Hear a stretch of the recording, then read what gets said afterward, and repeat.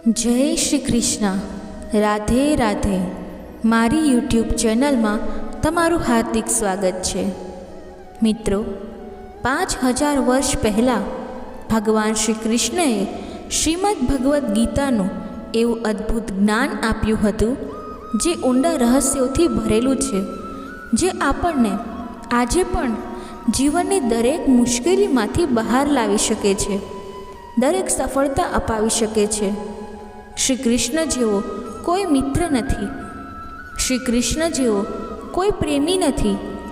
શ્રી કૃષ્ણનું પાત્ર એટલું દિવ્ય અને અદ્ભુત છે જેના વિશે લોકો આજે પણ વિચારીને દંગ રહી જાય છે. આજે આપણે તે જ શ્રી કૃષ્ણના જીવન અને જ્ઞાનમાંથી 11 વસ્તુઓ શીખીશું જે આપણા જીવનને સંપૂર્ણપણે બદલી શકે છે. તેથી આ બાબતોને સમજવા માટે તમારે તેને અંત સુધી સાંભળવી જ જોઈએ. સૌ પ્રથમ તમારે તમારા જીવનમાં સૌથી વિશેષ વ્યક્તિ એવાને બનાવવી જોઈએ જેના પર તમે તમારા કરતાં વધુ વિશ્વાસ કરી શકો. જો તમે એવી વ્યક્તિને બધું જ આપો જેના પર તમે વિશ્વાસ કરી શકતા નથી તો તમને ઘણું નુકસાન થશે. આવી વ્યક્તિ સાથેના સંબંધમાં દુઃખ સિવાય તમને કંઈ નહીં મળે. પરંતુ જો તમે તમારા જીવનમાં એવી વ્યક્તિને બધું જ આપ્યું છે જેના પર તમે તમારા કરતાં વધુ વિશ્વાસ કરો છો, જે તમારા વિશ્વાસને લાયક છે, તો જ આવી વ્યક્તિને તમારા જીવનમાં સૌથી વિશેષ સ્થાન આપવું જોઈએ. જ્યારે મહાભારતનું યુદ્ધ શરૂ થવાનું હતું ત્યારે દુર્યોધને તેની સેનાના તમામ યોદ્ધાઓને પૂછ્યું કે તમે પાંડવોની સેનાને કેટલા દિવસમાં ખતમ કરી શકો છો? તો ભીષ્મ પિતામહે કહ્યું કે જો શ્રી કૃષ્ણ નહીં હોય તો હું 1 મહિનામાં બધી પાંડવોની સેનાને ખતમ કરી દઈશ. દુર્યોધને, દ્રોણાચાર્ય, કર્ણ બધાને એ જ પ્રશ્ન પૂછ્યો. બધાએ પોતાનો સમય જણાવ્યો અને પાંડવોની સેનામાં પણ એક જ વાત ચાલી રહી હતી કે તમે કેટલા દિવસમાં કૌરવોની સેના સમાપ્ત કરી શકો છો. જેમાં ભીષ્મ, દ્રોણાચાર્ય અને કર્ણ જેવા યોદ્ધાઓ બેઠા છે. અર્જુને કહ્યું કે હું સમગ્ર કૌરવ સેના ભીષ્મ પિતામહ, દ્રોણાચાર્ય અને કર્ણ કે પૃથ્વીના તમામ યોદ્ધાઓને એક ક્ષણમાં હરાવી શકું છું, કારણ કે શ્રી કૃષ્ણ મારી સાથે છે. અને જો તે મારી સાથે છે તો વિશ્વના તમામ યોદ્ધાઓ આવે, દેવો જ કેમ ન આવે? જો શ્રી કૃષ્ણ મારી સાથે હોય તો હું બધાને હરાવી શકું છું. મહાભારતનો બીજો એક પ્રસંગ છે. એક દિવસ કૌરવોએ યુક્તિથી યોજના બનાવી અને અભિમન્યુને બધા સાથે મળીને યુક્તિથી મારી નાખ્યો. અને તેનું કારણ જયદ્રથ હતું. જયદ્રથને કારણે તેને મદદ ન થઈ શકી. પછી જ્યારે અર્જુનને ખબર પડી કે અભિમન્યુ જયદ્રથને કારણે માર્યો ગયો હતો ત્યારે તેણે પ્રતિજ્ઞા લીધી કે તે આવતીકાલે સૂર્યાસ્ત સુધીમાં જયદ્રથને મારી નાખશે, નહીં તો હું અગ્નિમાં સમાધિ લઈ લઈશ. અને બીજા દિવસે કૌરવોએ એવી યોજના કરી કે જયદ્રથને અસંખ્ય સૈનિકોની પાછળ ઊભા કરી દીધા. પછી શ્રી કૃષ્ણએ અર્જુનને પૂછ્યું, તમે જે વચન આપ્યું છે તે કેવી રીતે પૂરું થશે? કારણ કે આજે કૌરવોએ સૈન્યના છેડે જયદ્રથને ઊભો રાખ્યો છે અને આજે સાંજ સુધીમાં તમારે તેના સુધી પહોંચવા માટે તમામ યોદ્ધાઓ સાથે લડવું પડશે. તમે તમારા વચનને કેવી રીતે પૂરું કરી શકશો? તો અર્જુન ભગવાનના ચરણોમાં પડી ગયો અને કહ્યું, મેં આ વચન મારા ભાઈઓના બળ પર નથી આપ્યું, ભીમના બળ પર નથી કર્યું. મેં જે વચન આપ્યું છે તે મારા શસ્ત્રોના બળ પર નહીં, મારી શક્તિના બળ પર નહીં, પરંતુ મેં જે વચન આપ્યું છે તે તમારી શક્તિના બળ પર આપ્યું છે. મને ખાતરી છે કે દુનિયાનું કોઈ વચન નથી જેને તમે સાચવી શકતા નથી. જો તમે મારી સાથે છો તો આખા બ્રહ્માંડની સેના સામે કેમ ન ઊભી હોય? તમે ચોક્કસપણે મારું વચન પૂરું કરશો. અને તે વચન શ્રી કૃષ્ણ દ્વારા પૂર્ણ પણ કરવામાં આવ્યું હતું. આપણે વિશ્વાસ તો ઘણો કરીએ છીએ, પરંતુ લોકો તેને લાયક હોતા નથી. તેથી આપણે આપણા જીવનમાં આ પાઠ અપનાવવો જોઈએ કે આપણે જેના પર પણ વિશ્વાસ કરીએ તે વિશ્વાસને લાયક હોવો જોઈએ. બીજી વસ્તુ જે આપણે કૃષ્ણ પાસેથી શીખવી જોઈએ તે છે મિત્રતા. ભગવાન શ્રી કૃષ્ણ ગામમાં રહેવા હોવા છતાં તેમનો ઉછેર એક સમૃદ્ધ પરિવારમાં થયો હતો, પરંતુ જેઓ તેમના મિત્રો હતા તેઓ ખૂબ જ ગરીબ હતા. તેઓ તેમના મિત્રોને કહેતા કે તમે તમારા પગ પર ચંપલ કેમ નથી પહેરતા? ત્યારે તેઓએ કહ્યું, હે કૃષ્ણ, અમારા પર ચપ્પલ છે જ નહીં તો અમે પહેરીએ શું? તો કૃષ્ણએ પણ તે જ દિવસથી ચંપલ પહેરવાનું બંધ કરી દીધું. જે જીવન મારા મિત્રો જીવે છે, હું તે જ જીવન હું પણ જીવીશ. જો એવી કોઈ વસ્તુ હોય જે મારા મિત્રો લઈ શકતા નથી, ખાઈ શકતા નથી, તે હું ખાઈશ નહીં, જે હું લઈશ નહીં. ભગવાન કૃષ્ણનો એક મિત્ર હતો જેનું નામ સુદામા હતું. તે એક અયાચક બ્રાહ્મણ હતો, એટલે કે તેણે ક્યારેય કોઈની પાસેથી ભિક્ષા માંગી નહીં અને તેના કારણે તેને દાન પણ મળ્યું નહીં. એક દિવસ તેની પત્નીએ કહ્યું, શ્રી કૃષ્ણ તમારા મિત્ર છે, સખા છે, દ્વારિકાના રાજા છે, તેની સોનાની નગરી છે. તમે શા માટે તેની પાસે નથી જતા અને તેની પાસે મદદ કેમ નથી માંગતા? સુદામાએ કહ્યું, હું મારા મિત્રને કેવી રીતે કહી શકું? હું ક્યારેય કોઈની પાસે કંઈ માંગતો નથી. તો તેની પત્નીએ કહ્યું, તમારા માટે ન માંગો, તમારા બાળકો માટે માંગો.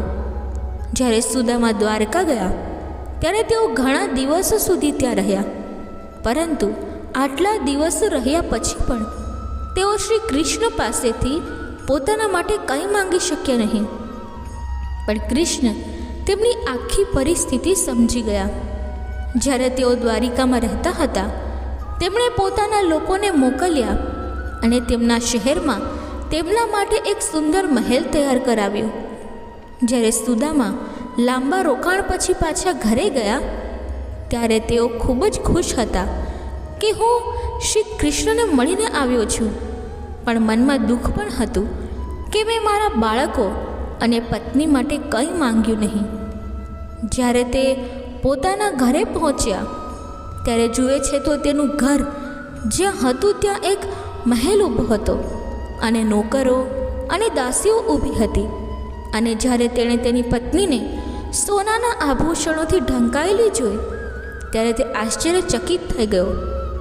કહેવા લાગ્યો કે આ બધું ક્યાંથી આવ્યું? પત્નીએ કહ્યું કે આ બધું તમારા મિત્ર શ્રી કૃષ્ણ દ્વારા કરવામાં આવ્યું છે. તેણે કહ્યું, મેં તો કંઈ માંગ્યું નહીં. મિત્ર હોય તો કૃષ્ણ જેવો કોઈ મિત્ર હોય જે પૂછ્યા વિના બધું આપે. અને આજકાલના મિત્ર તો એવા હોય છે, તમે કોઈ પણ પર માંગીને જુઓ, જે તમને દોસ્ત કહે છે તે બધા ભાગી જશે. જો તમારે મિત્રતા જાળવી રાખવાનું શીખવું હોય તો તમારે કૃષ્ણ પાસેથી શીખવું જોઈએ. ત્રીજી વસ્તુ જે વ્યક્તિએ કૃષ્ણ પાસેથી શીખવી જોઈએ તે છે પ્રેમ. શ્રી કૃષ્ણના પ્રેમના ઘણા ઉદાહરણો છે, પરંતુ એક ઉદાહરણ પરથી આપણે સમજીશું. શ્રી કૃષ્ણ દ્વારિકાના રાજા હતા. તે સમયે તેમનાથી વધુ શક્તિશાળી કોઈ નહોતું. તે સમયે તેમનાથી વધુ સમૃદ્ધ કોઈ નહોતું, પરંતુ તેઓ અર્જુનનો રથ ચલાવતા હતા. તેઓ ઘોડાઓને પાણી આપતા હતા, ઘોડાઓને સાફ કરતા હતા. આજની ભાષામાં કહીએ તો ડ્રાઈવરનું કામ કરતા હતા. જ્યારે પાંડવો યજ્ઞ કરે છે ત્યાં તેઓ બધા લોકોના જૂઠા પાંદડાઓ ઉપાડતા હતા. તેઓ કહેતા હતા કે અર્જુન મારું જીવન છે અને હું અર્જુનનું જીવન છું. તો પ્રેમ નિભાવવાનું શીખવું હોય તો શ્રી કૃષ્ણ પાસેથી શીખવું જોઈએ. ચોથી વસ્તુ જે વ્યક્તિએ કૃષ્ણ પાસેથી શીખવી જોઈએ તે છે જીવનની સૌથી મોટી મુશ્કેલી અને કઠિનાઈમાં પણ ખુશ રહેવું. કૃષ્ણનું જીવન જન્મથી જ ખૂબ મુશ્કેલ હતું. તેનો જન્મ જેલની અંદર થયો હતો. તેમનો જન્મ થતાં જ કંસે તેમને મારી નાખવાના ઘણા પ્રયાસો કર્યા હતા. જીવનની દરેક ક્ષણે તેમણે મુશ્કેલીઓનો સામનો કર્યો હતો, પરંતુ તેમણે ક્યારેય દુઃખનો સ્વીકાર કર્યો ન હતો.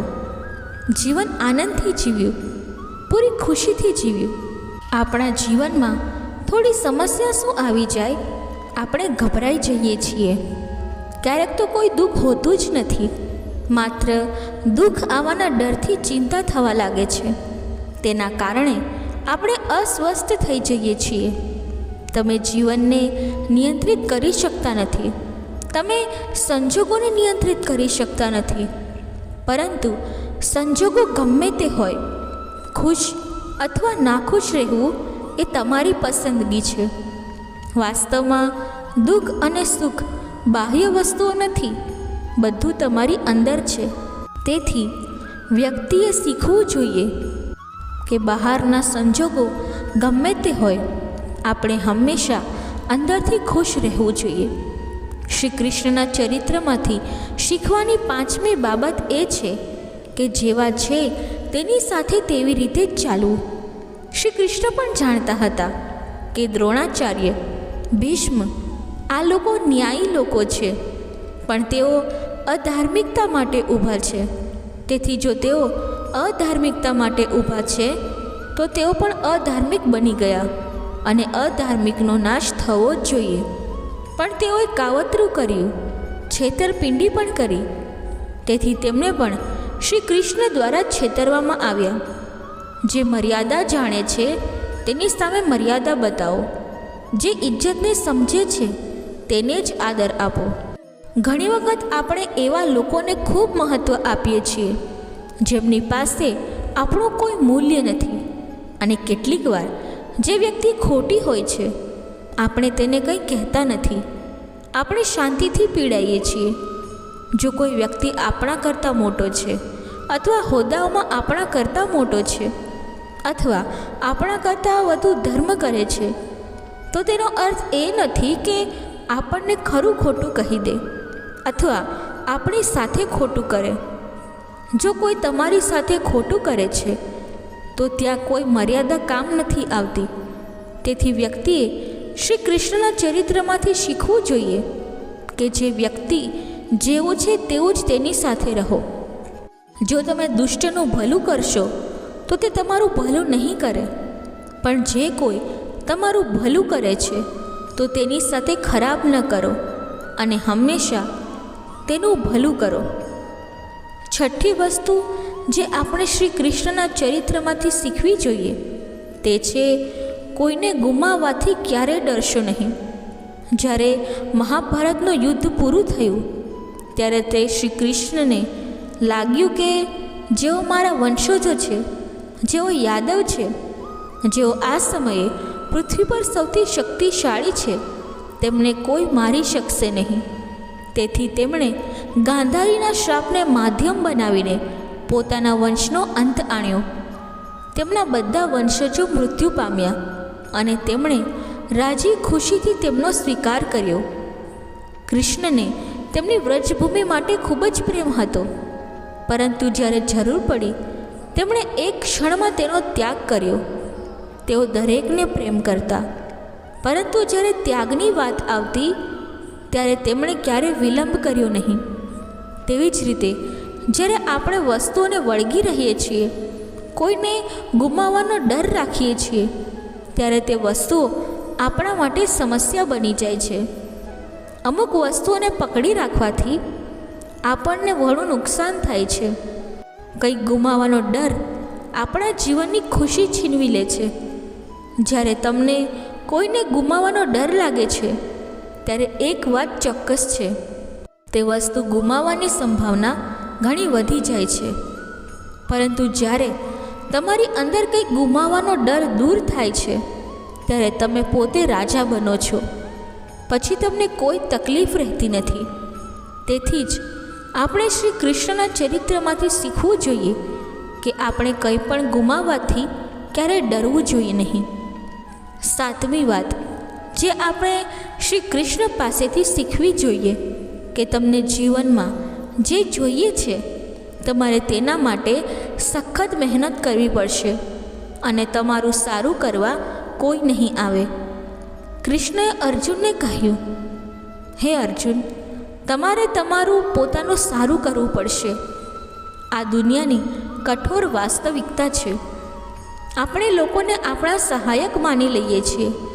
આપણે અપેક્ષા રાખીએ છીએ કે તેઓ આપણને મદદ કરશે, મુશ્કેલ સમયમાં અમને મદદ કરશે, પણ તે સાચું નથી. તે લોકો તમારા મુશ્કેલ સમયમાં ક્યારેય કામમાં આવતા નથી. જેમની પાસેથી તમે સૌથી વધુ અપેક્ષા રાખો છો તેઓ જ મુશ્કેલ સમયમાં સૌથી પહેલાં ભાગી જાય છે. તો તમે તમારી જાતને એટલી મજબૂત બનાવો કે તમારે ક્યારેય કોઈની મદદની જરૂર ના પડે. સહારો હંમેશા નબળા લોકો દ્વારા લેવામાં આવે છે. જેમની અંદર શક્તિ હોય છે તેઓ તેમનો પોતાનો સહારો ખુદ બની જાય છે. 8મું શિક્ષણ આપણે કૃષ્ણના ચરિત્રમાંથી શીખવું જોઈએ કે લોકો વિશે ક્યારેય વિચારશો નહીં, ફક્ત જે યોગ્ય છે તે કરો. આજે પણ લોકો શ્રી કૃષ્ણના ચરિત્ર વિશે ખૂબ જ ઉલટી સીધી વાત કરે છે. તે સમયે પરિસ્થિતિ શું હોઈ શકે તે વિશે વિચારો, પરંતુ તેમણે ક્યારે લોકો શું કહે છે તે વિચાર્યું નહીં. જે સમાજ માટે યોગ્ય છે તે કર્યું, જે ધર્મ માટે યોગ્ય છે તે કર્યું. ઘણા લોકો કહે છે કે તેમણે પોતાના વચનો તોડ્યા. જ્યાં તેમના ભક્તોની રક્ષા કરવાની વાત આવી, તેમણે કહ્યું કે મને મારા વચનની કોઈ ચિંતા નથી. જ્યાં ધર્મની રક્ષા કરવાની છે, અધર્મનો નાશ કરવાનો છે, ત્યાં મારા વચનનું કોઈ મૂલ્ય નથી. જે પણ દુષ્ટ હોય તેનો નાશ થવો ખૂબ જ જરૂરી છે. તેથી દુનિયા જે પણ કહે તમારે તે કરવું જોઈએ જે તમારા માટે યોગ્ય છે. તમારે તે કરવું જોઈએ જે તમારા પરિવાર માટે યોગ્ય છે.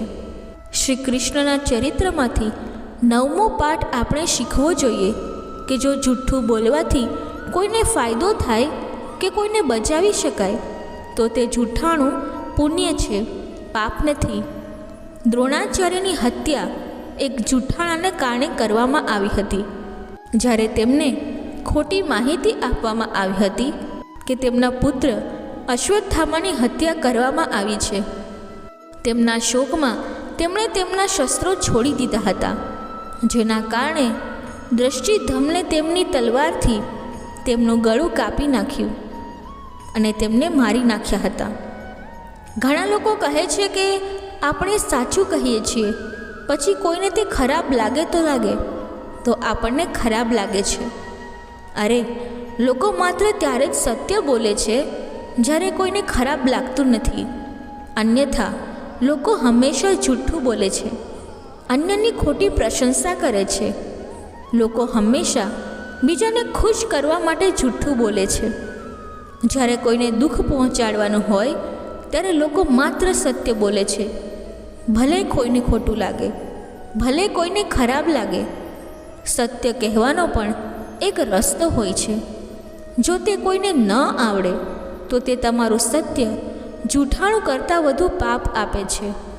જે સત્ય બીજાને દુઃખ પહોંચાડે છે તે સત્યનો કોઈ ફાયદો નથી, અને જે જૂઠાણું કોઈનું જીવન બચાવે છે તે જૂઠાણું પણ સત્ય કરતાં વધુ પુણ્ય આપે છે. શ્રી કૃષ્ણના ચરિત્રમાંથી આપણે 10મી વસ્તુ શીખવી જોઈએ કે વ્યક્તિએ કર્મ કરવાનું ચાલુ રાખવું જોઈએ. વ્યક્તિએ ક્યારેય કર્મ ન છોડવું જોઈએ, પછી ભલે તેને સફળતા મળે કે નિષ્ફળતા. સમગ્ર ગીતાનો સાર એ છે કે કર્મ કરતા રહો, બેસી ન રહો એમ કરીને કે કંઈ થઈ રહ્યું નથી. મોટા ભાગના લોકો જ્યારે જીવનમાં નિષ્ફળ જાય છે ત્યારે તેઓ કંઈ પણ કરવાનું બંધ કરી દે છે. જો તમે કંઈક કરવાનું બંધ કરો છો તો તમારા જીવનમાં કંઈ પણ બદલાશે નહીં. જો તમે 10 વખત હારશો અને ફરીથી ઉઠવાની તાકાત ધરાવો છો તો વિશ્વાસ રાખો 11મી વખતમાં જીત તમારી હશે. તેથી તમારી નિષ્ફળતાથી ડરશો નહીં, કર્મ છોડશો નહીં. જીવનમાં હંમેશા સખત મહેનત કરવી જોઈએ. અને શ્રી કૃષ્ણની 11મી વાત જે શીખવા જેવી છે તે એ છે કે જીવનને ઉત્સવની જેમ જીવવું જોઈએ, ઉજવવું જોઈએ. ક્યારેય વધારે ગંભીર ન બનવું જોઈએ. શ્રી કૃષ્ણના ચહેરા પર જીવન હંમેશા સ્મિત રહેતું, હંમેશા ખુશીની ભાવના રહેતી હતી. બહાર ભલે ગમે તે થઈ રહ્યું હોય, આટલું મોટું યુદ્ધ ચાલી રહ્યું છે, ત્યાં તે પોતાની ગીતાનું જ્ઞાન આપી રહ્યા છે. બહાર શું થઈ રહ્યું છે તેનાથી આપણને કોઈ ફરક ન પડવો જોઈએ. કહેવાય છે ને કે ભલે આપણે ગમે તેટલી ઉંમરના થઈએ, આપણી અંદરનું બાળપણ ક્યારેય છૂટવું ન જોઈએ. તેથી જીવન વિશે વધુ ગંભીર બનવાની જરૂર નથી. અહીં કંઈ પણ કાયમ રહેતું નથી, કંઈ પણ તમારા નિયંત્રણમાં નથી. તેથી તે વધુ સારું છે કે તમે તમારા આનંદમાં રહો. બાકી જે થવાનું છે તે થશે, અને જે થવાનું નથી તે કોઈ પણ રીતે થશે નહીં. જે પણ શ્રી કૃષ્ણના ચરિત્રના આ 11 શિક્ષાઓને શ્રદ્ધા રાખીને તેના જીવનમાં ઉતારે છે તે જીવનમાં દરેક સફળતાને પ્રાપ્ત કરશે, મનની શાંતિ અને જીવનનો આનંદ પ્રાપ્ત કરશે. દર્શક મિત્રો, કૃષ્ણવાણી બોલતી વખતે જો મારાથી કોઈ ભૂલ થઈ હોય તો હું ક્ષમા માંગુ છું અને આશા રાખું છું કે તમને આ કૃષ્ણવાણી પસંદ આવી હશે. જો તમને આ કૃષ્ણવાણી પસંદ આવી હોય તો વિડીયોને લાઈક કરી ચેનલને સબસ્ક્રાઈબ જરૂરથી કરી લેજો અને કમેન્ટ બોક્સમાં જય શ્રી કૃષ્ણ જરૂરથી લખજો. ધન્યવાદ. જય શ્રી કૃષ્ણ. રાધે રાધે.